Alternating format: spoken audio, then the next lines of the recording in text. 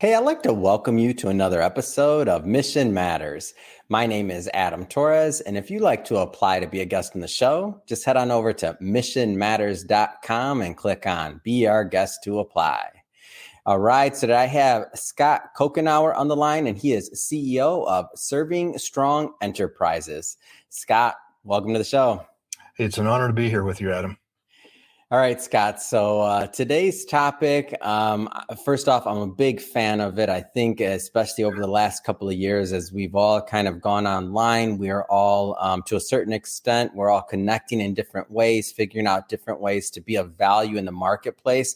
The idea of age and maybe what was possible once being not necessarily the case today. I mean, there's so many, when we were warming up, you told me a story about you just helped a gentleman in his 70s to that's going to be starting a coffee shop. So we'll go further into that story and many others. I'm really excited about this topic. And just to get us kicked off though, Scott, we'll start this episode the way that we start them all with our Mission Matters Minute.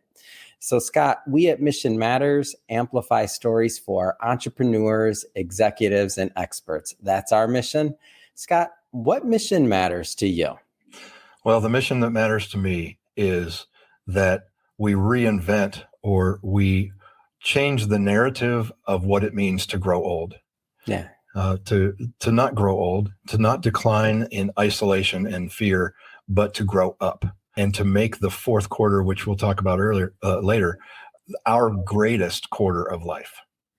Yeah, it's great. It's a great mission and one that I'm happy to promote and talk about. I love bringing mission-based entrepreneurs and executives on the line to share like what gets them fired up, how they're making a difference in the marketplace and really adding value. So we'll do a deep dive into serving strong enterprises, of course. But before this business, I mean, tell us a little bit more about your background. How'd you get started on this entrepreneurial path?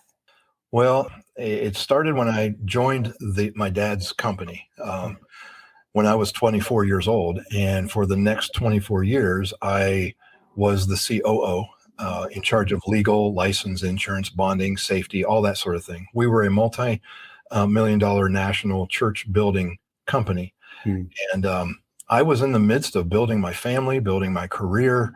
I loved what I was doing, or at least I thought I did at the time. In fact, I'm the youngest of four brothers, and we had a younger sister. And someone said, we ought to look into coaching for our employees. So being the youngest brother, I was charged with that responsibility. You take it, Scott. And so I investigated coaching and fell in love with the whole dynamic. This was back in the early 2000s. And in 2007, I actually started coaching people on the side as well as being a COO. Now, and 2007 is when I started all that, but then 2008 occurred. And I know that your listeners don't have to think long and hard about what I'm about to say, but the downturn in the economy really affected us. It was third of three major downturns financially that we had experienced. We survived the first two back in the past, but this one's a little bit different. We were noticing that it was difficult to rebound. So fast forward to 2013, the board of directors elected me as CEO to reinvent our company because we had to do something different. So I engaged in a lot of whiteboards. I would fill a whiteboard, then I would take a picture of it and I'd wipe it off and fill another one. And over time, we began to develop a new way of doing things. And we had early success. However, cash flow caught up with us. And in June of 2015, we had to close the doors. Even though we had $20 million of backlog under contract, we had to close the doors. And I was a 50-year-old without a career. So that's significant. That threw me into what I call a cave. In the hero's journey, you get into the cave, and that's where transformation takes place. I wrestled with self-doubt and identity crisis. I threw myself into coaching, and it wasn't long before a new friend came along and had more belief in me than I did. He hired me, and I became his coach. I became his consultant, and we've been doing that ever since. 2016 is when we started that. So I owe a lot of gratitude to that individual. What a story. And as I think about like what you went through, and, the ups and downs all the way from, your early 20s to really cutting your teeth in business just in general, right? And then being put, at the forefront of really running the company and thinking about how you could turn it around, how you could, change the narrative, right?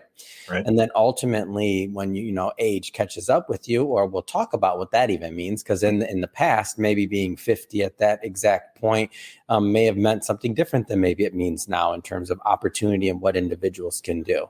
But now you're faced with this task of like, what's next? And you're kind of in the cave, you're in the cavern, or however we want to say it. And I want to stay there just a little bit longer. And the reason why I want to stay there a little longer is because, over the last couple of years, so for everybody watching this into the future, we're recording this in 2022. So we're, last couple of years, there's a lot of businesses that maybe haven't fared quite as well, or maybe they had to shut their doors, or maybe they had to reinvent themselves or pivot or find different ways of adding value to the marketplace to stay afloat. So some people that are maybe in that cave right now. What kind of things would you tell them? Like having experienced it yourselves, what kind of things would you tell them? Well, I first of all, I would say get out of your own head.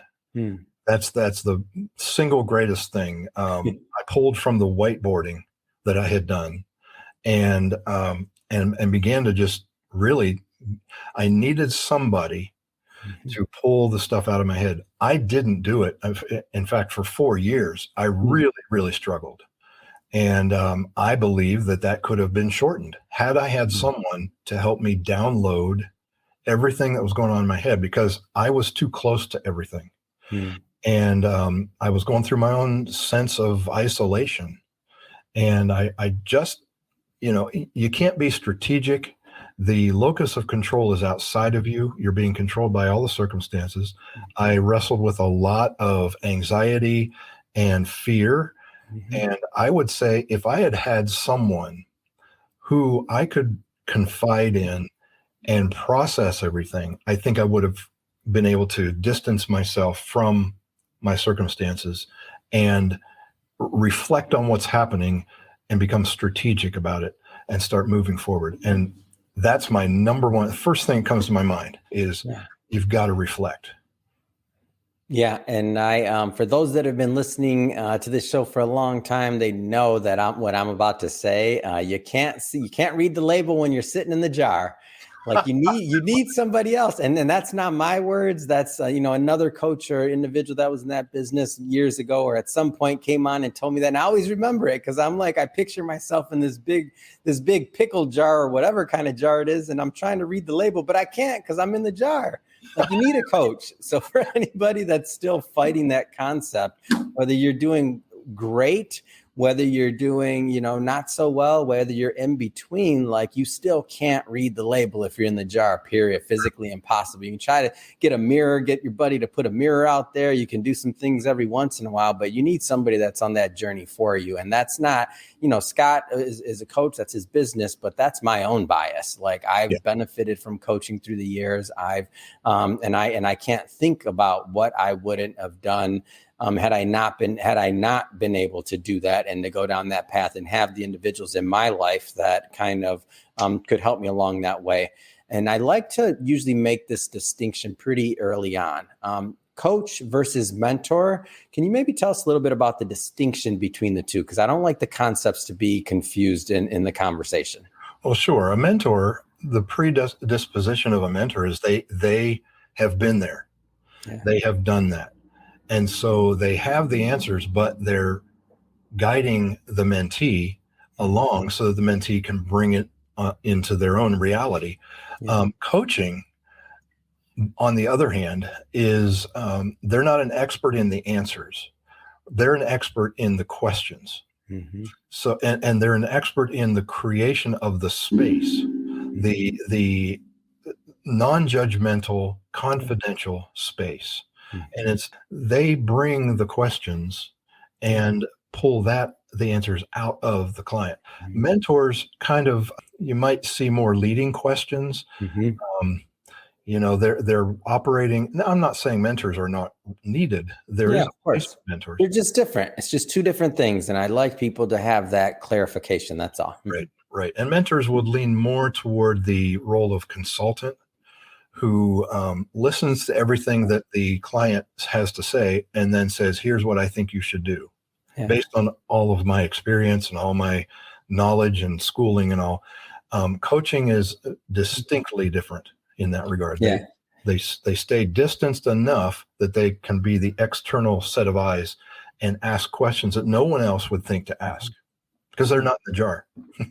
And what I like about coaching too is that it's a more formal relationship. So mentors are many times doing this because, obviously they have some value, they have some things that they want to share, but a coach, they're bought in with you. Like there's a commitment from both on that journey for some type of result. It's like you're going to, playing basketball and you're in high school, right? The coach is there, of course, to groom the athletes and hopefully to mentor them on their way on their path. But the coach is there to win. The coach is there in a bought-in relationship for, in that case, with my example of a basketball game, they're there to win. They have a job to do, and the kids are there to win too. That's the goal. So you're aligned on a common goal versus just giving some advice because maybe you've played basketball in the past, right? Right. There are two things that I do when I coach people. We forward the action and we deepen the learning at the very same time. So you're going further, faster, deeper. And so just like the basketball coach, the scoreboard is the scoreboard, right? But there's also building character along the way as well. So you have a pretty specific niche, and I'm kind of curious about how you came about this and for the individuals that you work with. So helping individuals, in their 40s and 50s, really prepare for their 60s and 70s and beyond. How did you kind of settle on this niche and this particular population that you wanted to help? Well, I can sum it up in a word: awakening. We all have an awakening at some point in our life. And by that, what I mean is the meaning of life really begins to come front and center. It happens different ages. Typically, it's in our 40s and our 50s. You've probably heard of the midlife crisis, which has been documented to be around in the 40s and 50s, give or take a decade. Awakenings can happen as a result of something that happens outside of you. Yeah. Like in my case, being a 50-year-old, and that I was smack in the middle of the 40s and 50s. And it was imposed upon me. I didn't come up with that. There wasn't some middle of the night, nightmare that I said, oh man, I'm not going to live forever. My situation was, my awakening was a result of a life disruption. And I've discovered over the several years since that I'm not alone. There are a lot of people my age, and I'm 57 now. There are a lot of people my age who are having their own awakening. Yeah. And there's nothing wrong with that, but what do you do with it?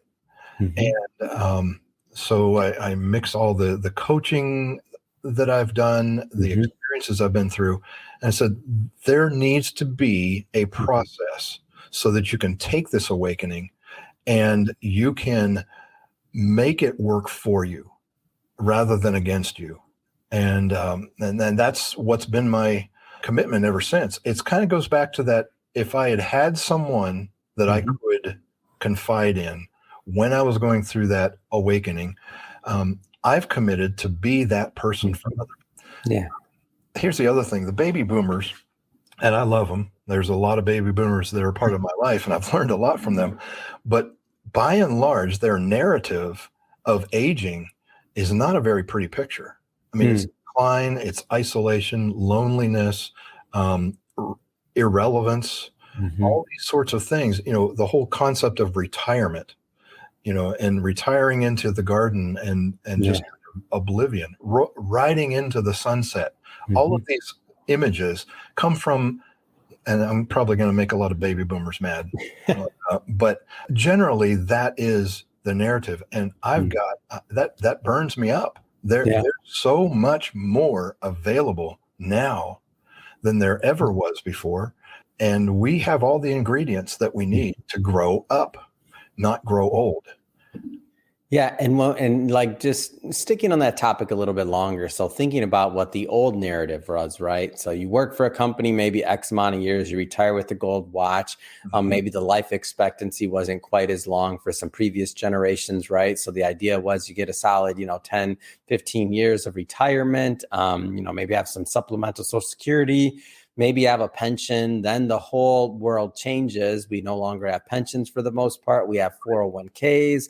That baby boomer generation being really the first generation to feel the brunt of not necessarily planning for retirement because they were going off a model that their parents were working on, which was the pension model that was switched kind of under their feet.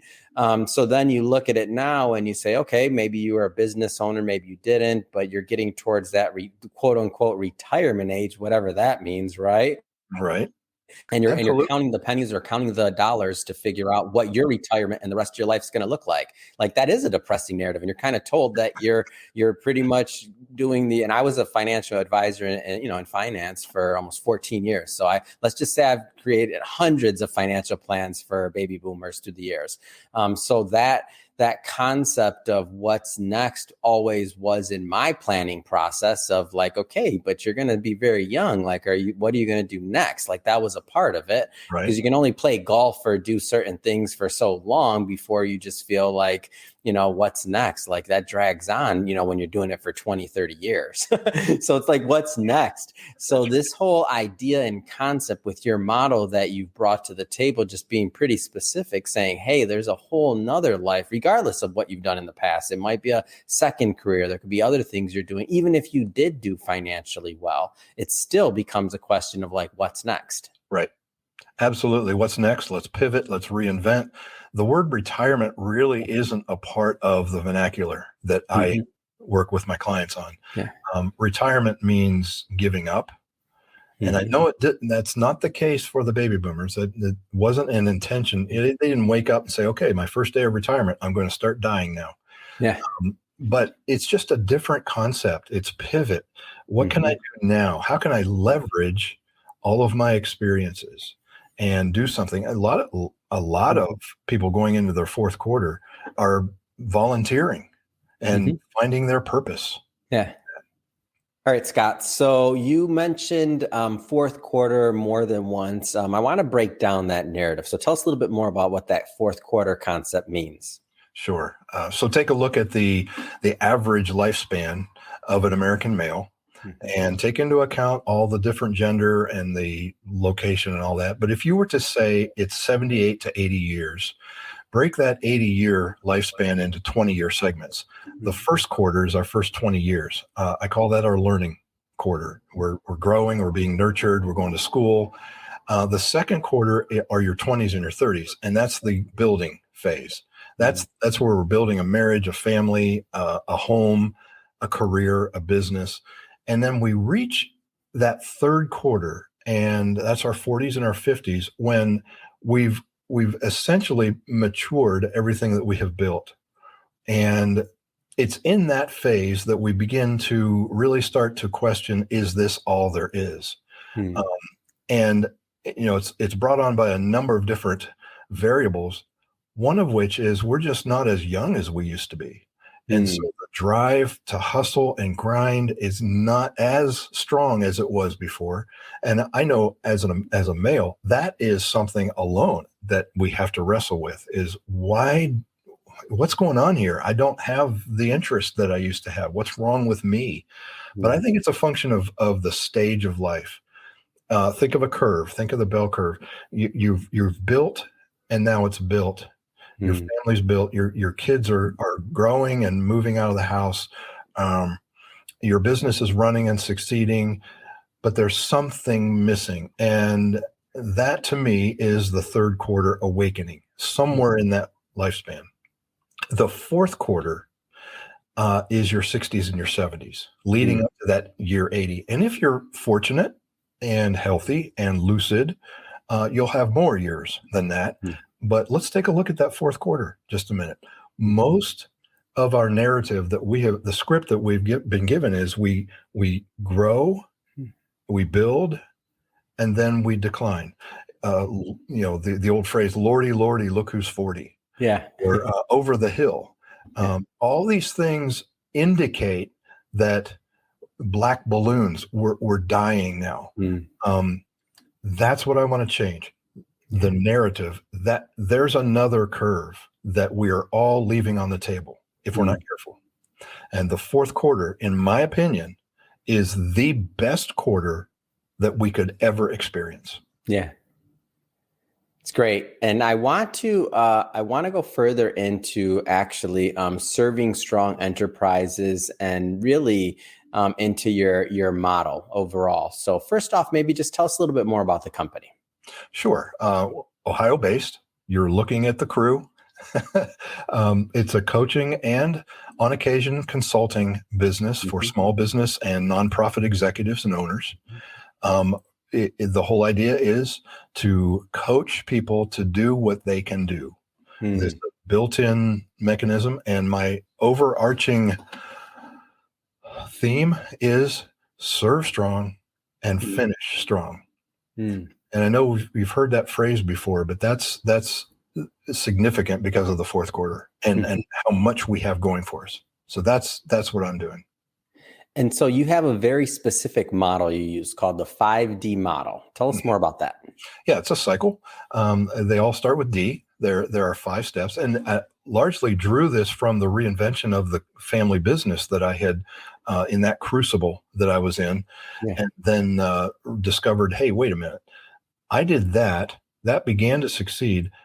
Clients are going through certain things. There's something going on here. So I stepped back and reflected and identified 5 steps. The first one is download, which is get everything out of your head. Yeah. Distance yourself from your circumstances. And my clients will know what I'm talking about here. There's a difference between being on a complex dance floor and being on the balcony. Because on a complex dance floor, you can't really pick out all the dancers and the dances that they are dancing. But if you're on the balcony, there's greater control and there you can be much more strategic on the balcony. So downloading is the staircase. That's the process of getting to the balcony. And it's crazy. The locus of control that's external, like you're feeling controlled. As you download, you begin to feel more of a sense of control. You don't have all the answers, but you see the big picture.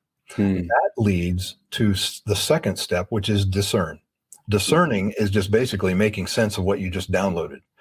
Think of an archaeologist who has found a bone in the middle of a field. They will then set a grid down so that they can make sense of what they uncover. That's what discernment is. And I use 6 buckets in order to identify all of the stuff that you download randomly. And that's spiritual, physical, relational, emotional, vocational, and financial. So we look for trends, patterns, reoccurring themes during discernment. That invariably leads to the third step, which is design. Because once we see what's going on, we say, okay, now I know what to do. So designing is the identification of an objective and a couple of actions and a commitment. You commit to taking a couple of actions for a period of time to achieve an objective, which leads to the fourth step, which is do. So you actually take the action, you check in weekly with someone, and you reflect along the way. So my clients work through a tracker. Many of them use a tracker, and we get together briefly. They share their numbers. They share a gut feel for how the week went. And then after 12 weeks, on the 13th week, we do what is the 5th step, and that is dig. And this is the most significant step. Otherwise, it's just a reoccurring hamster wheel. You know, you just go through life and process it and process. You go through the same problems. But the dig phase prevents that from happening because it's an intentionally stepping back, asking yourself, what have I learned about that period of doing? And how can I leverage that learning for the next round of activity? And so it's iterative, highly iterative. There is built-in margin for flexibility. And it's just like whiteboarding a business reinvention. You are constantly whiteboarding and reinventing and pivoting along the way based on what you know. It's not a helter-skelter, go all over the place. you are literally grounded by the previous 5D cycle. Mm-hmm. And you take that and you take another, and it's not a very smooth ride up. The best way to describe it is take a look at the Dow Jones Industrial since 1900 through today. If you were to zoom into any one day, especially in these last few days, you would be wildly depressed. Yeah. But if you step back, again, the balcony, the creating distance, you step back, the trend is upward. Mm-hmm. There will be 5D cycles that result in great learning. And maybe even stepping back, because you may have thought what was important wasn't really as important as you thought, but that process of doing revealed that.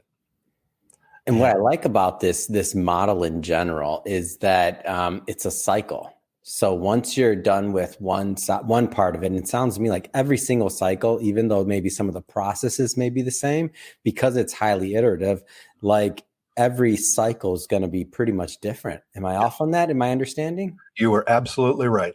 The steps remain the same, because so that grounds you in that process. Yeah.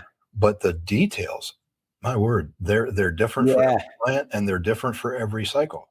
And in my opinion, it's also probably different for like different stages in life where somebody's at, like everything, the external factors, the, family, personal, like business, like all of this is going to affect some of the outcomes, but it gives you a unique vantage point that allows you to plan, reiterate, and allows you to pivot, allows you to make adjustments along the way. It sounds like, am I off? That is exactly right. There's something going on while you're doing this. And Franklin Covey, they wrote a book called The 4 Disciplines of Execution. And what they talk about is making progress in the midst of the whirlwind.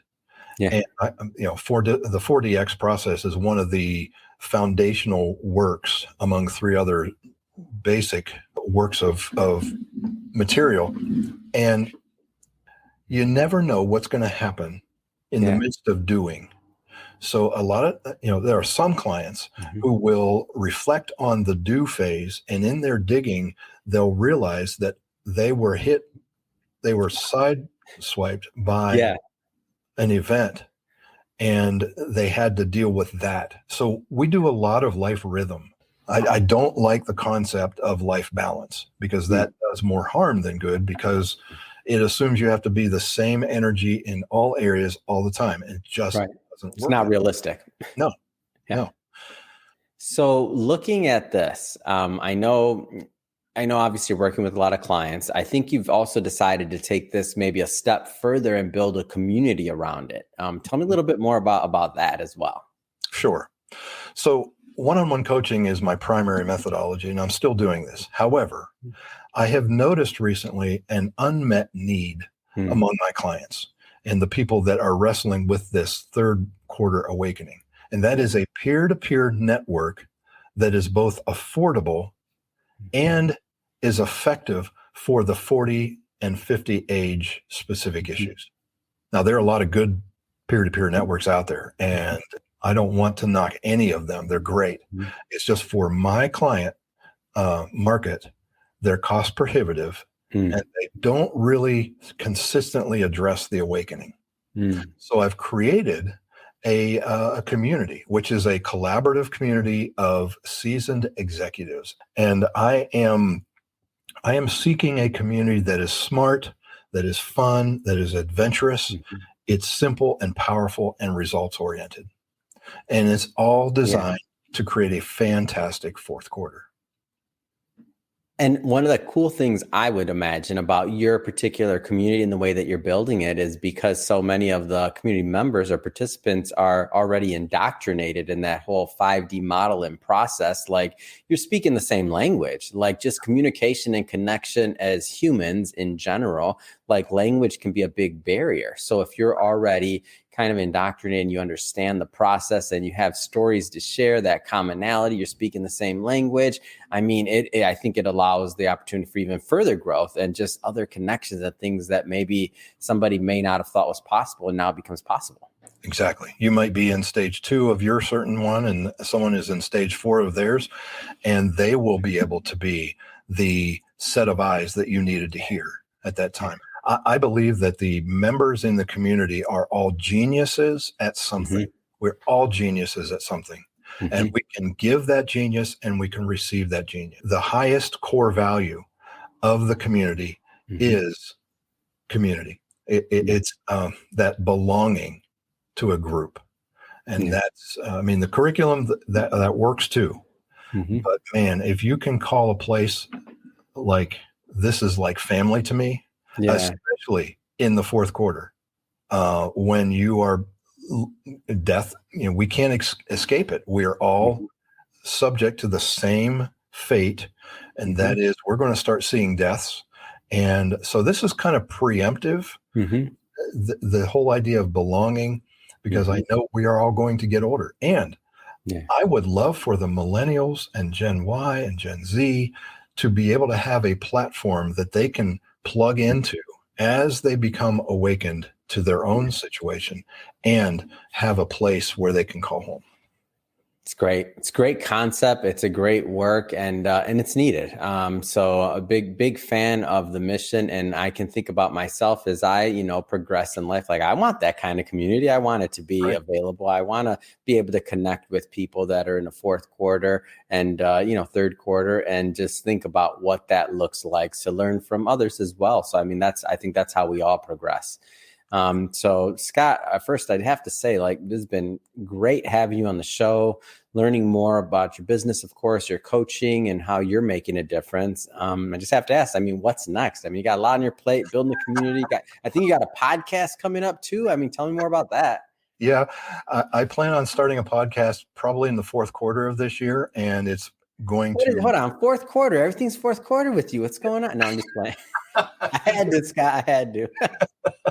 Well, I didn't even notice it. See, podcast is going to be stories of fantastic fourth quarter experiences. We're going to talk to people who have pivoted and loving life. We're going to talk about how they transformed, what they've learned, what advice they would give to someone who hasn't transformed yet. It's going to be an exciting series of interviews. I'm looking forward to it. And then a book is on the horizon as well. You're not busy enough. That's what it is, Scott. You got a lot of things going. That's right. I feel like I'm chasing something. Yeah, the book is going to be centered around my story about my awakening, the 5D transformational process. And it's just all about what we talked about today, but you can have it in that form. It's great. So if somebody's watching this and they want to connect and they want to learn more about, of course, the coaching side of things, but also just follow your journey. The community you're building, the, podcast, the upcoming book. How do people connect and just interact with your brand and your team overall? Well, I'm all over LinkedIn. So, Google is very good at, if you Google my name, assuming you know how to spell it, it's in the corner there. LinkedIn will be one of the first things. So go there. I would love to connect with you. If you're ready to explore coaching, and I don't mean, a hard sell. I'm not about that. But if you're ready to explore coaching, I would love to have a conversation with you. Just email coach@servingstrong.com.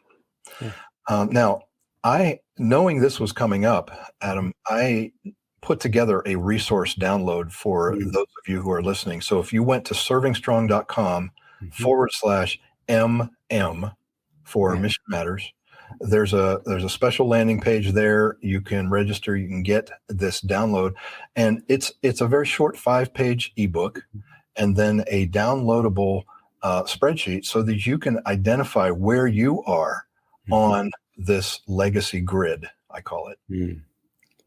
It's great. And we will put all that information in the show notes so that my audience can just click on the show notes, head right on over, get that download, of course, and connect with Scott and follow him on LinkedIn. I follow his content and it's great. So I definitely highly recommend taking a visit of Scott on LinkedIn. And speaking of the audience, if this is your first time with Mission Matters or engaging with our platform, we're all about bringing on entrepreneurs, executives, and experts and sharing and having them share, what they do and how they do it, like what gets them fired up to go into the marketplace and to really just make a difference in the world. If that's the type of content that sounds interesting, fun, or inspiring to you, then we definitely welcome you to hit that subscribe button, because we have many more mission-based entrepreneurs coming up on the line, and we don't want you to miss a thing. And Scott, really, it has been a pleasure. I'm looking forward to listening to the upcoming podcast, reading the book, and just staying connected as part of our Mission Matters community. So thank you again for coming on the show. Adam, it's been my pleasure. Thank you very much.